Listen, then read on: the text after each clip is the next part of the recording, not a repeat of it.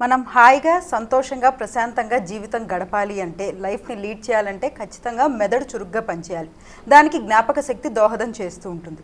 మతిమరుపు సాధారణ విషయం. అంటే ఎప్పుడో ఒకసారి ఎక్కడో ఒక చోట ఒక వస్తువు ఎక్కడో పెట్టి మర్చిపోతూ ఉంటాం. సాధారణమే మళ్ళీ గుర్తొచ్చేస్తూ ఉంటుంది. కానీ వయసు పెరిగే కొద్దీ మతిమరుపు అనేది ఒక సమస్యగా పరిణమిస్తూ ఉంటుంది. ఈ నేపథ్యంలో అసలు మతిమరుపు అంటే ఏంటి, ఎన్ని రకాలు ఉంటుంది, మతిమరుపును అసలు ఎప్పుడు సీరియస్గా తీసుకోవాలి, డయాగ్నోసిస్ ఏంటి వంటి విషయాలు ఈనాటి మన కార్యక్రమంలో తెలుసుకుందాం. మనతో పాటు స్టూడియోలో సిద్ధంగా ఉన్నారు కేర్ హాస్పిటల్స్ నుంచి consultant neurosurgeon doctor Lakshminath Sivaraj garu. వారితో మాట్లాడదాం. నమస్తే డాక్టర్ గారు.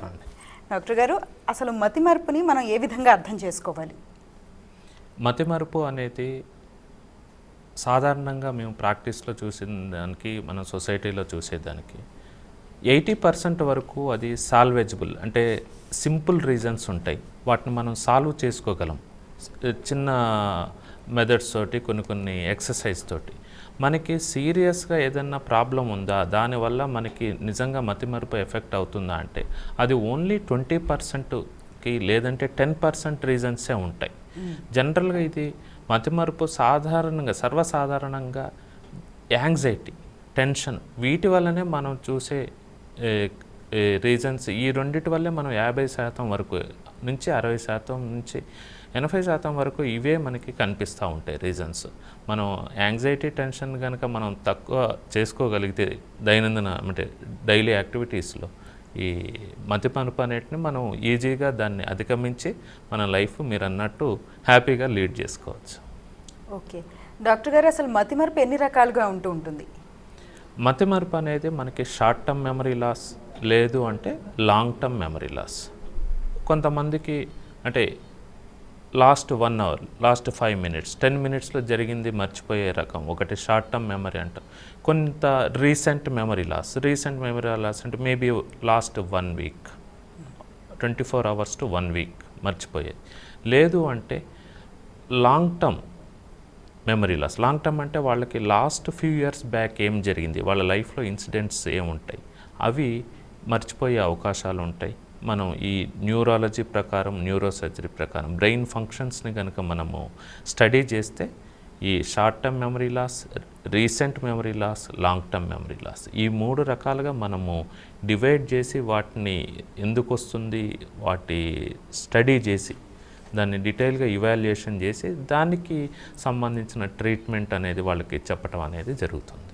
ఓకే డాక్టర్ గారు, ఇప్పుడు మనం మెమరీ లాస్ అంటే మతిమరుపు కదా, డిమెన్షియా అంటే ఏంటి, రెండిటికి డిఫరెన్స్ ఉందా? డిమెన్షియా అనేది, మెమరీ లాస్ అనేది ఇట్స్ ఏ బినైన్ టర్మ్. అంటే ఆ ఒక్క కండిషన్కి మనం ఆ ఒక్క ఎంటిటీకి మనం వాడేది. అప్పుడు అది టెంపరీ, నేను అన్నట్టు టెంపరీ కావచ్చు. ఆ రోజుకి మనకి మెమరీ కొంచెం ఆ రోజు మనం గుర్తుంచుకోలేకపోవచ్చు. డిమెన్షియా అనేది it is a kind of disease.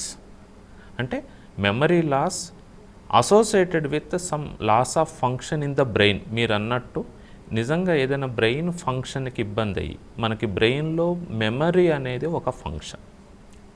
ఇప్పుడు మనం బ్రెయిన్ చేసే యాక్టివిటీస్ ఏంటిది అంటే, మనం అనుకుంటాం మనం స్పృహలో ఉండటం, మనం మాట్లాడటం, మన కాళ్ళు చేతులు కదలటం, ఇవన్నీ కూడా బ్రెయిన్ చేసే ఫంక్షన్స్.